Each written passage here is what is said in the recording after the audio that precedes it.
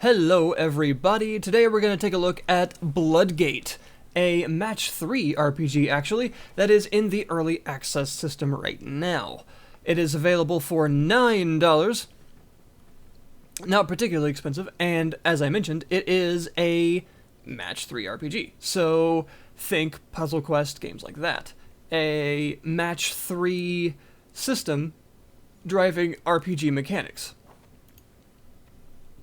Now, the way it works is you will create a character in the beginning. This is my main character, Valeria, she is called, of the house Shadow Gleam. They have some kind of pre-generated names you can choose. You can type in your own, but I kind of liked that one just because she's a warlock. And there are 3 different classes.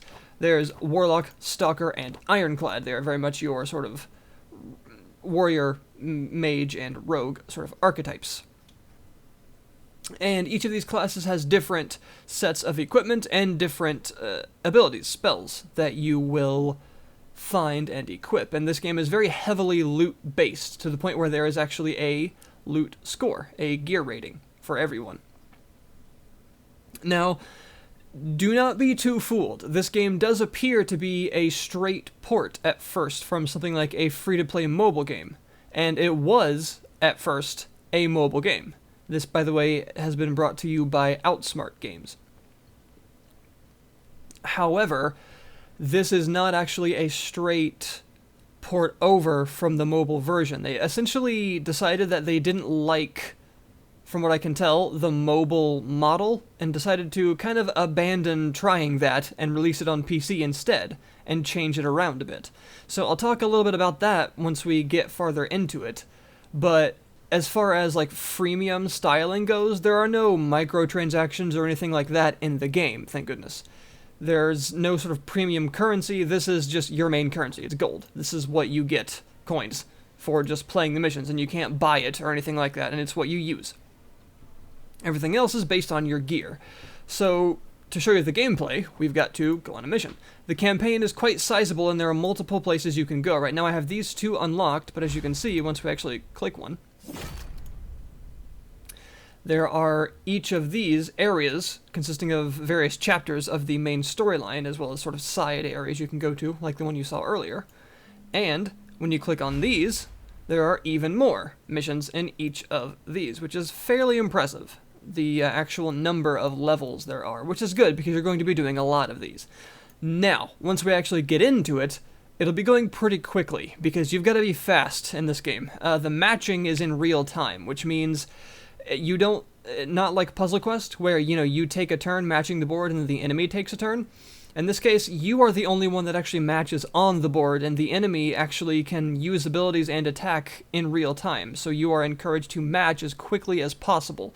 And every mission, this is a sort of mobile-like system, has a 3 skull rating, kind of like 3 stars. But these work a little differently. Basically, the first skull is simply for beating the mission. The second skull is for all of your party members, or both of them in this case, because you can choose 2 of your 3 to come with you, surviving until the end of the mission. And the third skull is for beating the par time. Every mission has a rather short, by the way, par time. And if you're powerful enough, you have enough gear, it's very much a gear check, then you can hopefully beat it in time and get extra rewards. So usually this middle skull here gives you gold, and the third skull gives you extra experience. So I'm currently on this one, Grunwood Edge. Now, the par time on this one's only 1 minute, but there are only 3 enemies, so you can choose, just by clicking between these cards here, which 2 of your 3 people you want to fight for you. So my main, most powerful character is my Warlock. My second most powerful would be her, so I'm going to choose these 2. And you can also take a look at the enemies you're going to be facing, their levels. In this case, they're actually a level higher than me. And this is their element, and you can also see what spells they can use. So I'm going to be fighting 2 of these and 1 of... Alright, that's not too bad. So let's get into it, and I'll try and go as fast as I can. So, as I mentioned, it is a match 3 board. So on the top of the screen is a fairly well-animated battle, and on the bottom of the screen is your board. So here we go. You match, and you match as fast as you can. But what you match does, in fact, matter. the colors of the runes you're matching correspond to elements. And every character, both the enemies and you, have certain weaknesses and certain strengths. The more you match, at least 3 of course to actually pull off an attack, the more your physical attack will do, the more damage. Now, you also have these abilities up here, and these are your skills, which of course, as I mentioned, alter between classes. There we go, I'll just send several of them off right now to get a good start.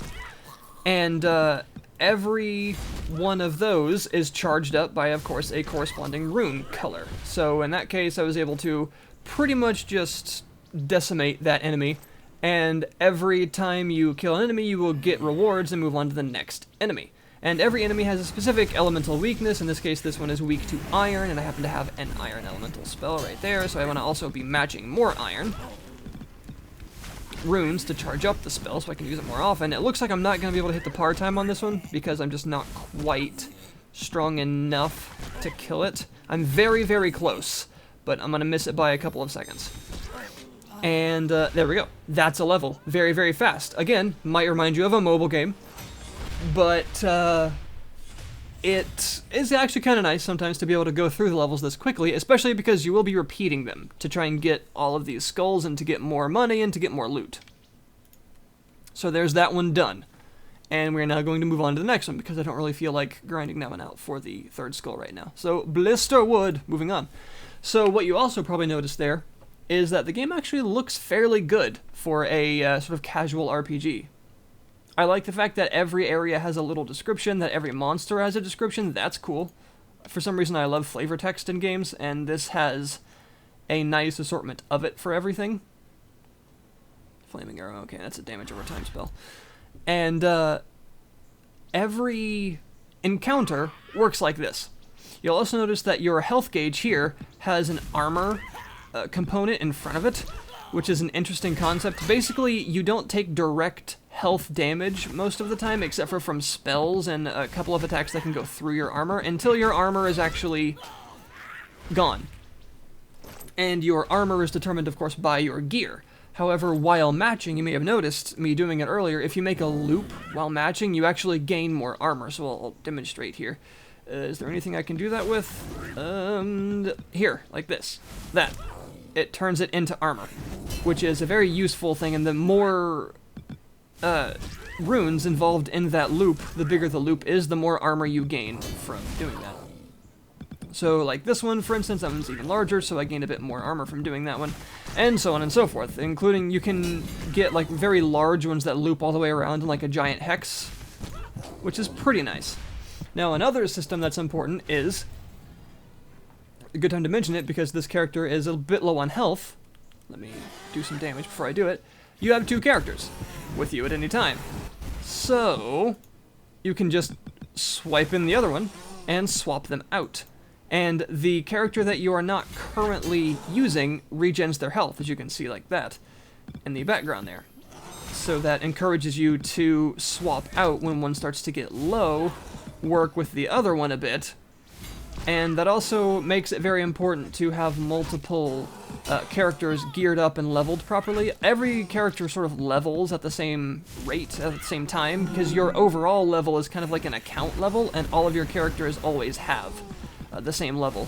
But what I mean is the actual gear of your characters needs to be up to snuff fairly regularly, fairly evenly, so that if you need to use another one in a mission, you can actually do that without being horribly gimped. And this character is a bit weaker than my mage, because I got a fairly lucky drop from my warlock. That means that she is quite strong, but this character is still pretty good, and I was able to do it. Not nearly in enough time, but I'm still progressing. So, there we go. Ooh, I got an upgraded spell. And some other stuff. So I should also show you how the loot system works, because loot is very, very important in this game. So, you have equipment, and as you can see, every piece of equipment has the class symbol next to it. Except for things like some accessories, like this ring here, doesn't, because anyone can wear that. But most stuff can only be worn by a single class, so you get whatever it is for that class. And this allows you to gear up your characters. And every character has multiple slots and various different types of equipment, which is pretty nice. And there are various rarities, of course, from common, uncommon, rare, epic, and legendary, I believe. Like, this is an uncommon, this is an epic, this is a rare, and I don't have anything legendary right now because I am horribly unlucky. But rarities also extend to your abilities. So the common abilities are the ones you'll generally start with, and then you can get some uncommon ones, which are usually not necessarily more powerful, but have more effects. Like this one, for instance, is actually a damage over time, which is nice. But this one is potentially can do a lot more damage than the damage over time one, but only potentially. So this is my kind of general loot right now, and I just recently got this character, so he's not very geared up yet, which is why I'm not really using him. Because, like I said, you don't need to use a character to level them up. This is your account level. You get experience for this every time you beat a mission, and when this goes up, all of your characters go up in level at the same time. So you don't have to worry about grinding a particular character up to level them, you just have to worry about gearing them up. You can't drop gear that you can't use, by the way. So I didn't drop Ironclad gear for this character, until I actually got him in my party, essentially, which is nice. Now, the crafting system is also very important. So the way this works is you will need to salvage equipment. And I have a couple of things here that I'm not using. I'm keeping this for now, which I'll show you why in a minute. Whoops, he says as he immediately puts it in there on accident. There we go. And you just select as many things as you want, put it in this shiny little circle here, and hit salvage. And what will happen is it will destroy it permanently. You can't sell anything, by the way. This is the only way to get rid of things, which is more profitable than selling anyway, because these are harder to come by than gold. And you will get various essences. There's an essence for each of the 5 elements, as well as a 6th essence, which is only usually a rare drop. That is called Essence of Rarity, which I'll explain in a minute. And you will get various amounts of each one for salvaging things, and you then use those. This shows you how many of each you have. I don't have very many essences of nature right now. To upgrade your stuff, this is highly important. And you will need to do this very often. You can upgrade everything, every piece of loot, and even your abilities, for instance. So if I put this in here, obviously I can't do it because I need a lot more essences of nature to do it, but this is how it would work. It will show you how much you need. I need 10. I only have 2 of these, so, you know, it's not really gonna work. And it will add a star to its rating, up its level, and it will show you what it increases. It also costs gold. This is the main use for gold. So this is the incredibly potent weapon that I have currently for my character, my warlock, that makes her so powerful. This is an epic, very high-level epic that, as you can see, I've upgraded many times. And it is extremely potent. It gives me a bonus against water elemental creatures, or, well, creatures that are weak to water. It basically has like a water enchantment on it, so it does water damage on normal attack. So any creature that's weak to that element will take extra damage from this. It does a lot of damage on its own. It gives me HP. It's great. It's very, very useful. Now, one thing you can do is when something is upgraded enough times, its rarity will increase. So for instance, this will go from an uncommon to a rare if I upgrade it enough times. When that happens, that is when the essence of rarity is required. It will substitute in an essence of rarity for one of these other elemental essences, so you'll need a couple of those instead for one of these, and it will upgrade its rarity. And that's important because not only does it allow you to continue upgrading it and giving it better stats, but it also, because since you're upgrading its rarity, it will add another stat onto it. So for instance, this does crit and spell crit right now. Every time I upgrade it, it will increase how much of the percentage of crit and spell crit it adds. But if I upgrade it to rare, the next rarity up, it will add something else to that list of stats that it gives you. Probably something like spell dodge or damage or something like that. So upgrading your gear and your actual abilities is a very, very important part of the gameplay, because you tend to upgrade gear a lot more often than you'll replace it. Early on in the game, of course, you replace gear fairly quickly, and there's some of that essence of rarity, by the way, because this is going from a rare to an epic the next time I upgrade it. But as you can see, this right now, it has strength, armor, and defense, But as you can see here, if I upgrade it to Epic, it's also adding an iron bonus. So creatures that are weak to metal, it will also add an iron bonus to that now that I upgrade it to Epic, if I'm able to, which I can't right now because, you know, I'm missing these. So this is a really interesting system that I like very much. It's essentially a crafting system that's fairly elegant and works pretty well. I like the fact that you can upgrade just about everything. And I'm right now trying to upgrade these celestial vestments because they're potentially a lot better than the current robes I'm wearing, but they're not better yet. So I'm going to go ahead and show you how this works. Just put in some gold, and very pretty animation plays, and there you go, upgrades it. And you can just do this as many times as you need to for as many materials as you have. Now, there's also this shop system, and this might look a bit like a mobile system at first, and it kind of is, but it works, in my opinion, a lot better than one of those, and let me explain why. So, during missions you can get keys as loot, bronze, silver, and gold keys, and there are chests that you can open with them. This, the secret item box, is a basic one that you can get. This is the one that you open with the bronze keys, but you can also open it with gold.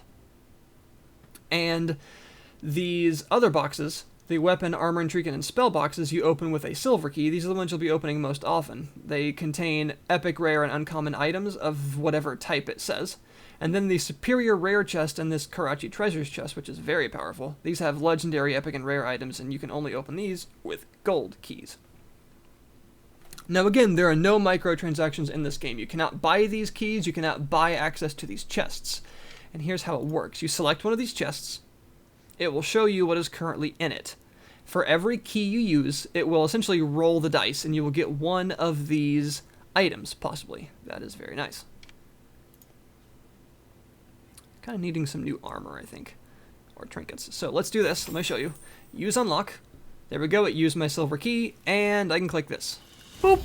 Opens it up, and it's like a giant slot machine, essentially, and whatever it stops on is what I get. And I get some new boots. I don't know if those are better than what I'm currently wearing for my character, but I'll see in a second. Now, as you can see, it has a 3-day timer on it, which again feels very much mobile-ish, but this is the way it works. Essentially, once you open a chest in a given time, it puts a 3-day timer on it, except for the secret item box. That one doesn't do this. Which locks in the particular loot that's in the chest right now. And you have that long to get more keys and open it again. And this allows you to try and collect every drop possible in the chest, essentially. So that doesn't mean you can't open it again for 3 days. That means you have 3 days until this loot list is regenerated. Or you can simply hit refresh, and this doesn't cost anything. There's no penalty for it. It just allows you to refresh what's in the chest right now if you don't like what's in it, or you're not interested in what else is in there. You think you don't really want to use any more keys on it. You'd rather have a new, refreshed loot list to drop. You just hit refresh, like that, and there you go. No penalty or cost or anything, and there's a brand new list of possible rewards for opening this chest. Again, kind of mobile-like, but not as predatory or annoying or grindy as a mobile game, in my opinion, because it's actually a bit of a better system. So let me look at what I've got here. That was for my Stalker. Those are not as good, actually. They're a much higher rating, 87 versus 51, but they're not as good, really. 99 armor. They have significantly more armor, but not as much of anything else, really. So I think I'll probably just salvage those. And this is, you know, obviously a very common aspect of the game. You're constantly salvaging and crafting and upgrading your equipment and trying to acquire better gear and going back to the levels and playing them through again. Now, one thing I do very much like about the developers of this game, Outsmart, is that they're very, very open to the idea that they don't want the game to be a giant mobile game-like grind. They are very well aware of the criticism of games being too grindy, and at first the game was a bit too grindy, and they have actually addressed that problem directly by saying we don't want the game to be a big grind. And they have already updated the game like twice in regards to helping to reduce the way the grind feels. They've increased the gold drop rate, I think they've increased the key drop rate as well, and they've done a couple of other things, including material drop rates, to help the game feel like you need to constantly be repeating levels less to make it less of a grind. It's still a little bit grindy. I think that just kind of comes with the territory of like casual match 3 RPGs, that you're kind of expected to perfect these levels and get better loot and stuff like this. That's just the way that like a gear score based RPG works. But the devs are very much open to the idea that they seem to understand that the mobile based, the mobile game based economy, I guess you could say, for a game like this makes it very grindy, very repetitive, and potentially not that enjoyable for people. Especially on PC, where the market is very different, and you're not really playing a game like this in short bursts on the toilet, right? That's not what a PC game is for. And I like very much that the developers are actually responsible, I guess, with the way that they're developing the game, and are actually respectful of people's time and understand that criticism, and aren't just saying, well, you don't understand how we want to develop this game. No, they're very much aware that that is a possible problem that is to be avoided, and they have actively put forth further updates to help avoid that problem further, which is a good sign.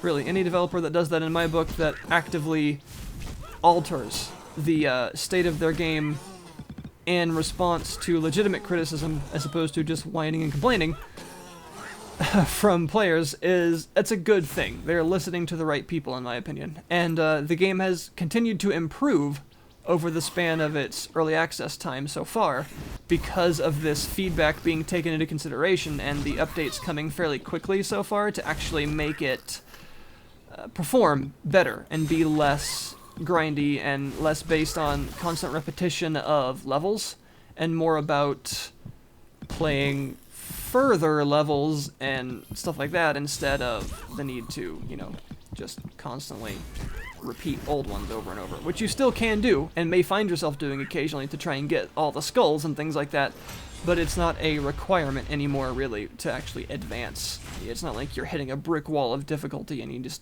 you feel the need, you've got to go back for a while. It's pretty enjoyable so far, actually. I've had a lot of fun with it. Is it the final sequel, the successor to Puzzle Quest that we've all been wanting since Puzzle Quest 2 disappointed? Well, no. It's not like Puzzle Quest exactly. It's got some similarities to Puzzle Quest, yes, but it is not Puzzle Quest. It is mostly fighting and loot and some crafting of loot and upgrading, and that's pretty much it. It doesn't have the mount capturing and creature training and all that stuff, and upgrading village and castle upgrading and stuff of the original Puzzle Quest. It doesn't have that kind of mechanic in it, but to be fair, it never said that that's what it was going to be, and I think it's fair, actually. I think it's a pretty good game so far for the price. Again, $9, which is not a particularly expensive prospect, so I think what you're actually getting for your price is pretty good so far. There are points to be improved. I think the balance could still use some work in terms of enemy brick walls of difficulty, especially the boss fights, depending on your... sometimes I'm kind of against games feeling like complete gear checks rather than skill, but I understand in a more casual match 3 RPG, gear is going to be important regardless. But yeah, so far I really appreciate the design of the game. I think it's actually quite pretty. I mean, graphical quality and texture quality and things, obviously not incredible, but that's not the point. I think aesthetically and effects-wise and things, looks kind of nice. And I like this whole real-time combat screen up at the top here that actually shows what's going on. That's kind of neat. It's obviously not necessary, it doesn't need to be there, but I think it's cool that they put it in. So yeah, this is BloodGate by Outsmart, currently in early access for $9 on Steam. I'll of course link you in the description below so you can check it out yourself if you would like to. It so far is a very enjoyable game that is continuing to improve at actually a pretty rapid rate, and I personally feel is more and more worth the time as it continues to develop. And I think that as long as the devs kind of stick to their guns with the overall feel of the game that they're going for right now and continue to add more content, more items, a less kind of grind wall progression system and things like that, which they're doing quite handily, I might add, that the game will very much continue to improve and be a worthwhile time investment. Something you can sink, you know, a large amount of time in, like Puzzle Quest, or just play for a couple hours in a day, get a couple levels down, get some new loot, and then, you know, do it again the next day.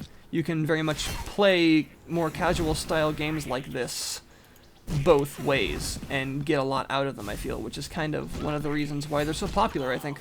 So yeah, in a world of games, entering a world of games on PC, like You Must Build a Boat and Puzzle Quest and things like that, is a pretty interesting, more difficult take on the genre of a match 3 RPG that is really pretty neat. So, that is BloodGate, everyone. Thank you very much for watching, and I'll see you guys next time.